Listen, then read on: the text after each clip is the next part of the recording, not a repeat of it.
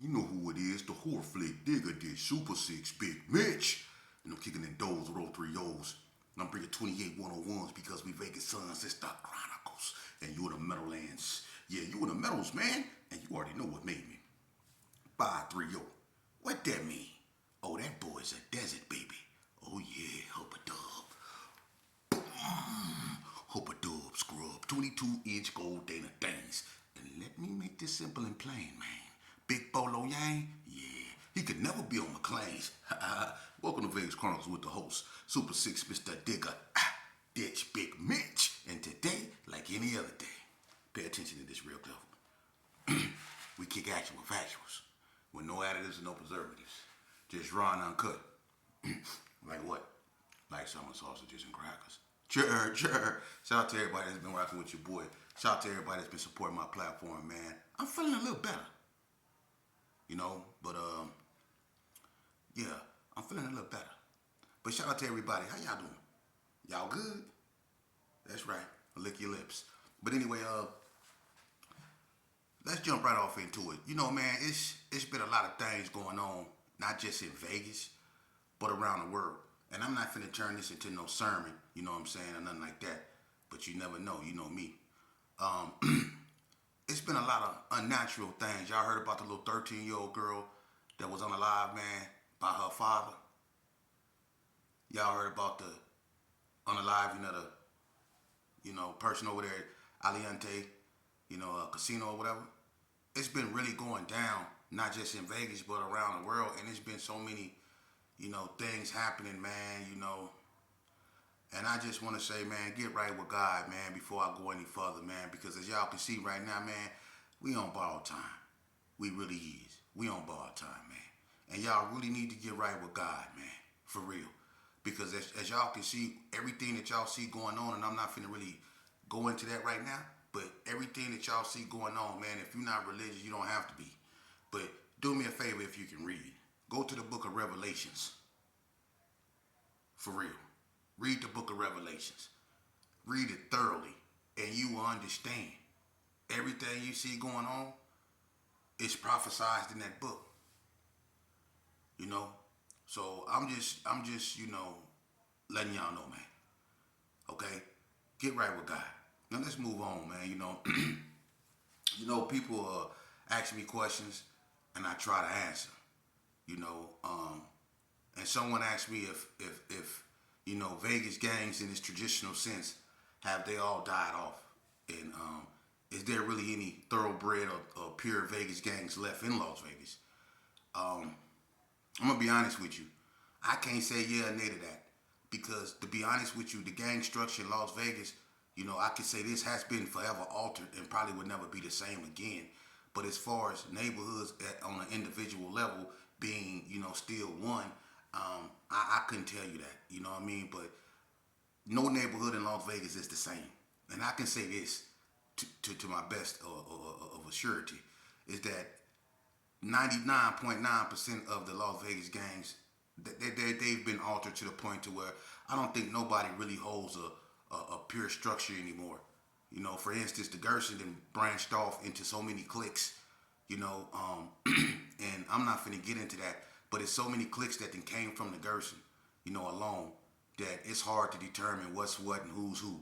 The 6-O's went through transformation. The West Coast Bloods went from 1304 to 1303.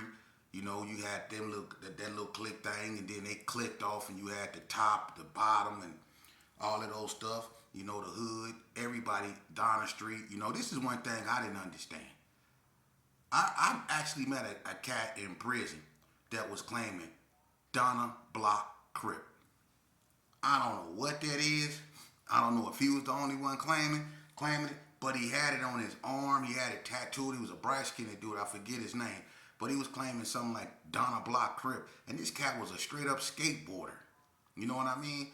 So gangs in Vegas has really been altered, man. I don't think there are no natural, just pure Vegas gangs no more. The Brownies is gone, It ain't nothing but really Hispanics in Sydney, Sue, Bonanza Village, subsided, ABM subsided, Donna subsided, everybody subsided, White Street, everything is basically gone, and all you have is youngsters, like the little kids, that's picking up, like I said, ruins of what used to be yesterday and trying to carry it on. But it's over with, man. And you have cliques that's in cliques, that's a part of cliques that's running around right now. You know what I mean? And then some of them, you'll have 6 of them. You'll have 2 Gersons, a NTG, a 6 on a Blood. Or you'll have 2 Bloods, a Donna Street, an NTG, and a 60. Or you'll have 2 40 blocks, a Blood, a Gerson, and 2 Pyrus. That's how they rolling now, man. So it's hard to really determine what's what and who's who, man. It's all but over with, man. But let me say this here, man. I want to get into something real good, sentimental to me, man. I don't do videos for likes. I don't do videos for popularity. I do videos because God left me here. Because that question is brought to me. Where do I want to go with this? Why do I constantly get up here? Some people say what I'm doing is a form of dry snitching. You see, let me explain something to you. One thing about me, unlike a bunch of y'all, when it come to my name, it can be ran. They didn't check me from top to bottom. I ain't never told on nobody. I ain't never sent nobody to jail, but I was told on and I was sent to jail. A bunch of times. Sometimes by my own. This ain't what this is about. But I hope you youngsters is paying attention to what I'm saying. Because when God gave me another chance to be here, it wasn't because I got on my knees and I repented. It was because I was ready to take on this mission that he chose me for. That's why I'm here. God chose me and I ran from this mission a lot, man. I ran from who I was and I ran from what my mission was. Because I always been intelligent. I always been a nerd. I always been a trickster, prankster, a jokester, a spontaneous, down-to-earth youngster. That's me. I was very athletic. I was very outgoing. That was me. That was Albert Terrell Stewart. That was me. That was who my mama brought me in this world to be. But the behavior I displayed was something of barbaric, savagery, demonic, subhuman. I chose to act like that. Why? What happened to you? What made you choose to act like that if you was all those good things? Huh? Well, I'm going to tell you something, man. No one's perfect in life. And I'm not going to put what I've been through on no one. I made choices in life, but there was a reason why I made them choices. And that's go stay between me and God. Because I don't want to accuse nobody of nothing. I don't want to hurt nobody. But that's going to stay between me and God. But I was hurt very bad as a child. I felt unloved. I felt I was forced on my moms. I did. And my father, being who he was, being his son, I'm going to say it again, it was a blessing and a curse. I always try to focus on the blessing. But at the same time, it was a curse because I got blamed and punished for being his son in more ways than you can believe. You understand? That's why I went to Elko. I was doing beer runs when I was 12 years old. I'm telling you my life story so you youngsters can understand. I'm not just up here running my mouth. I know how you feel because a lot of y'all out there is really searching for a form of a father figure. You missing that discipline, that male discipline in your life. And what you do is you go out there in the streets and you try to replace it with your homies or your OGs and stuff like that. And that's where you always falter. Because that's what I did. I tried to replace my father or the absence of my father because Nevada wouldn't let him come back out here. He was 86. He had to stay in California. That's neither here nor there. But I tried to replace that void with Cornbread, Dirty Rod, Big Nag, Master G, and everybody that was running around in Gerson that watched me grow up. Pookie Red, Booger Bell, all them, Pee Wee and Sunshine.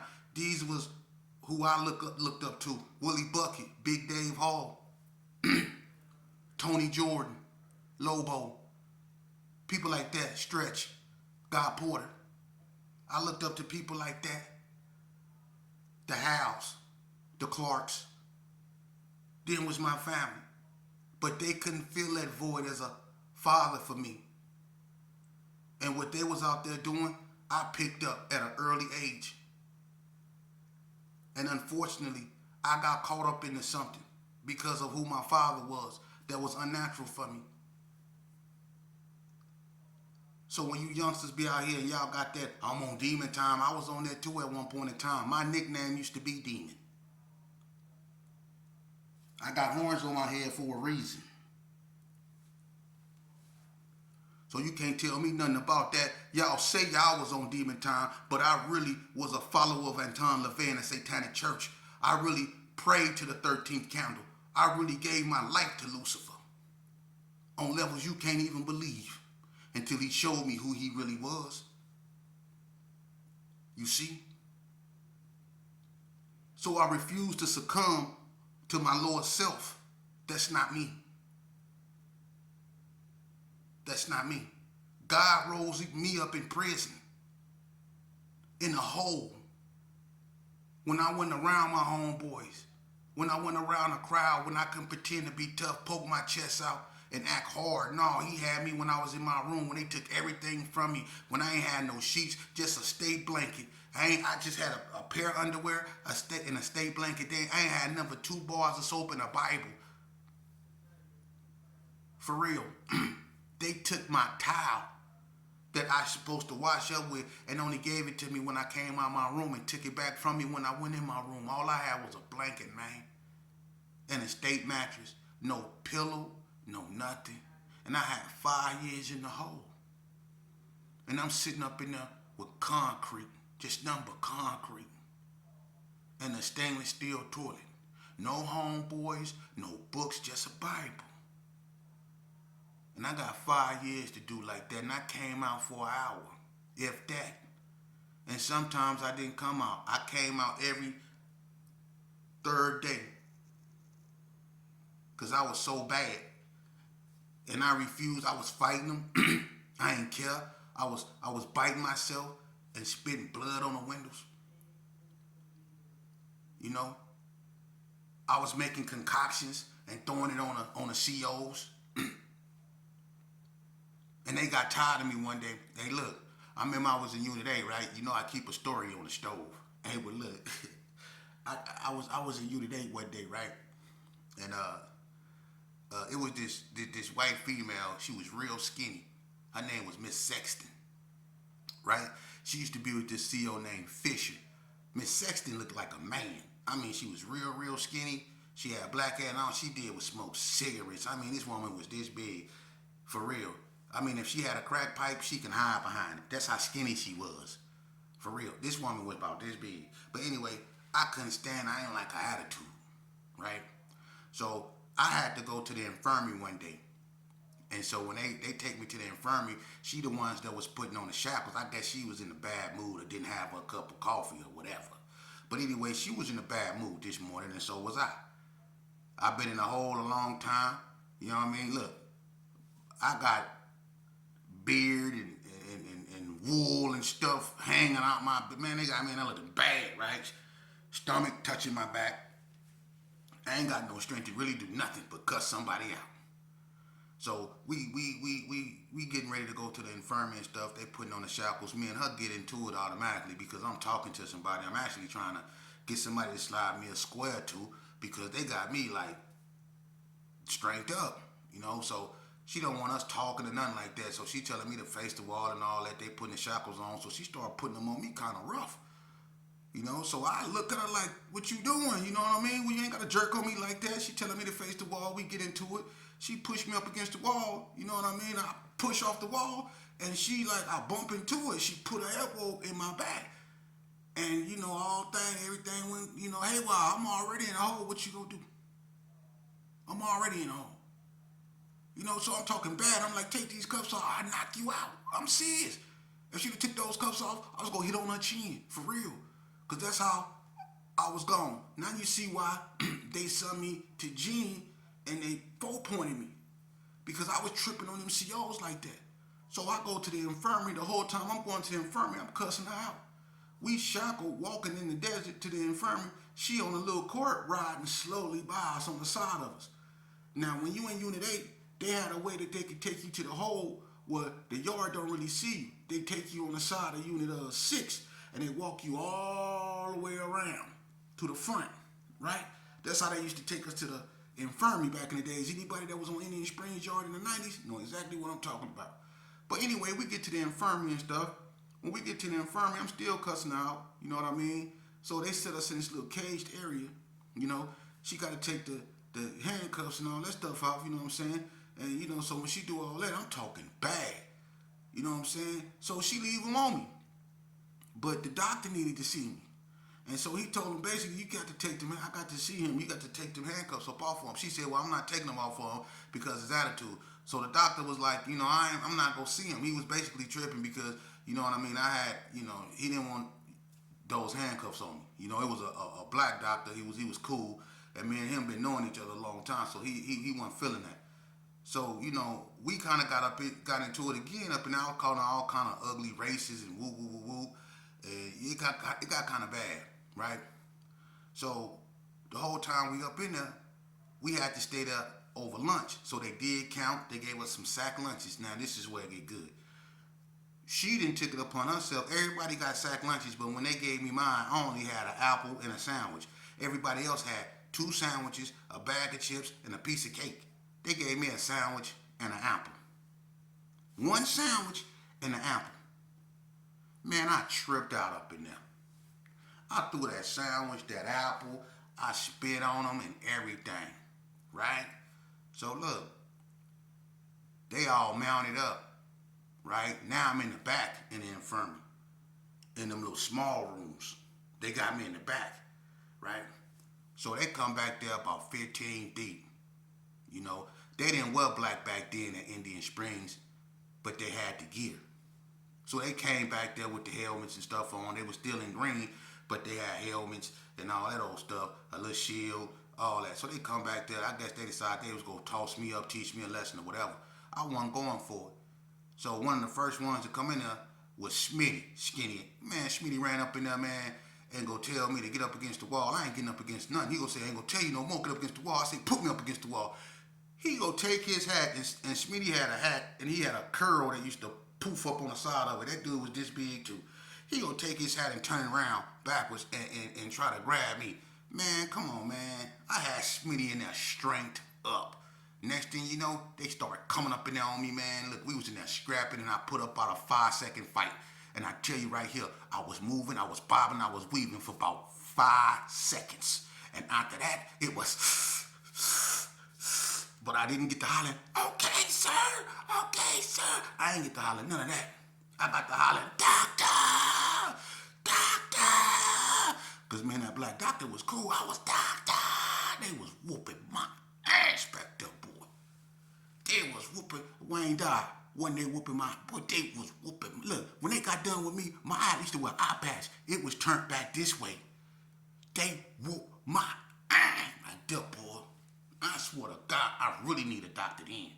For real. I mean, they whooped my, man, they had me beat up, man. They had me beat up. For real.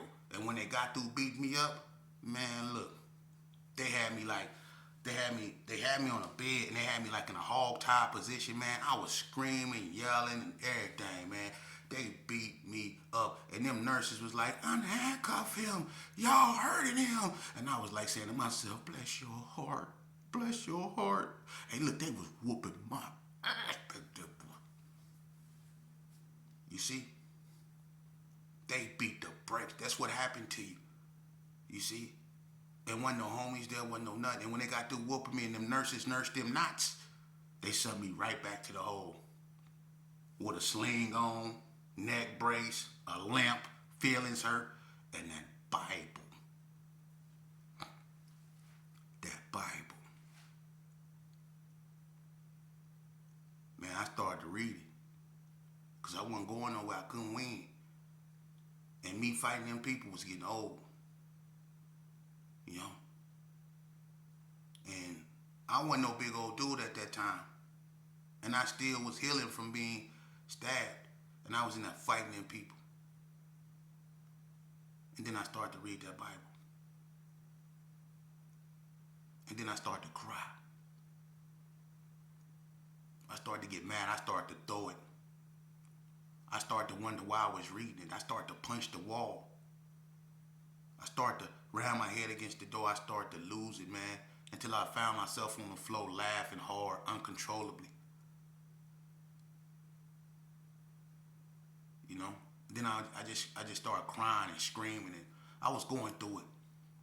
But whatever was in me, it was trying to get up at me because it didn't want nothing to do with me no more. It didn't. And I just started reading. You know? And I'm going to tell you something. Reading the Bible, it took my mind off the pain. It took my mind off being in the hole. It took my mind off a lot of stuff. It really put me in those stories. You know? And I was able to overcome a lot of evil, which were impulses that I had, impulses to fight, impulses to hurt people, impulses to do wrong. I started to confront those impulses, say no to those impulses. And things got a lot better for me. My perception of reality started to change. You know? I still was going through it. I still was a work in progress. I still made mistakes, but I stayed the course. And that's why I'm able to sit right here in front of you, because from that day forth, I was able to rebuild not just who I was as a person, but I was able to rebuild my spirituality. I was able to rebuild my thinking. I was able to rebuild my character. I was able to rebuild my judgment. I was able to come to terms with my faults. I was able to embrace my failures. I was able to focus on my pluses. I was able to not let my minuses ruin me. I was able to say to my victims, I'm sorry. I was able to look myself in the mirror and say, I'm sorry. I was able to get on my knees and say, God, thank you for delivering me. You see? That's why I'm here. And youngster, I know how you feel. I do. But the streets ain't it. This internet ain't it. Y'all way too sharp. Y'all are. And people take advantage of y'all and they benefit off y'all. They sit y'all up here and they pit y'all against each other because they know y'all warriors. And they know y'all, a bunch of y'all is fearless. And they pit y'all against each other. They keep y'all distracted with this internet and this fictitious way of living. This bling bling. Everybody want the fast cars. Everybody want the money. Everybody want the Louis Vuitton. Everybody want all that. You can't take it with you when you leave this life. And what people go remember you for when you leave this earth is not for what you had. It's not for what you had. They gonna remember you for who you are and who you helped. For real. And the most noblest of people are those who are remembered for helping less fortunate people. And to me, a less fortunate person is someone that's still in them streets doing what I used to do 40 years ago. And me just sitting back, letting them do it, knowing where they're headed. Now you got people saying, you can't save all these kids, sheep. Maybe not. But ain't nobody trying to save not one or two of them. To me, I ain't saying it ain't people out there that ain't doing their due diligence. I know it is. And I know it's a bunch of brothers that's think like-minded of me. But I'm going to tell you something. We have the power to stop this. It's in our hands. Look at what we do on the internet. That's our filth that we're bringing on this internet and letting people other than us benefit from it. You dudes are coming on the internet saying stuff, getting yourselves indicted under the RICO. Y'all going on certain platforms, and y'all know who I'm talking about. And y'all saying stuff, and then they running up in y'all house. They letting y'all build cases for them while y'all coming on this internet. And then when a person come up here and they bring y'all positivity, they don't get no views because don't nobody want to hear that. People want to hear how this gang got started, who was the leader of it, how many people they unalived, who was the most fearless of this, who fought the hardest of that, who had the most money over here, who robbed the most banks over there. People want to know about that, unfortunately. This is what get the wheels going, you see? But you look at this right here. Y'all focus on all that stuff, but do you focus on the end? If you ever listen to all these neighborhood war stories, do y'all see how they end? The person is either unalived, told on or then told on themselves, there is never a good outcome. Do y'all focus on that? There's never a good outcome. And this is how I know y'all don't focus on that. Because if y'all focused on that, half of y'all wouldn't be doing what y'all doing, because the stuff that y'all doing is going to lead y'all the same place that it left them. Y'all sit there and watch all that. Know where it's going to lead you. And I'll go right out there in the streets and imitate that, knowing where it's going to lead you. You know? Now I'm going to ask y'all a question. If you had a son and he got caught up into something, and him and his friend did something, now you love your son, you've been in his life, unfortunately, you just couldn't keep him away from what they couldn't keep you from. But you tried your best. He got caught up. Now, something happened. They tried to carjack somebody. The dude didn't want to give up his car. One of them pulled a gun. The dude struggled. The gun went off. The dude became unalive. Now your son ain't just looking at, a carjacking. He looking at a hopping. But he wasn't the one that did it. His partner did it. But they got both of them in jail. But they want to know who squeezed the trigger. Ain't nobody saying nothing. Now, if they told your son already, if you just tell us the truth, we'll let you go. Just tell us what happened. Your son know he didn't do it. You know your son didn't do it. Your son told you he didn't do it. He didn't do it. His partner did.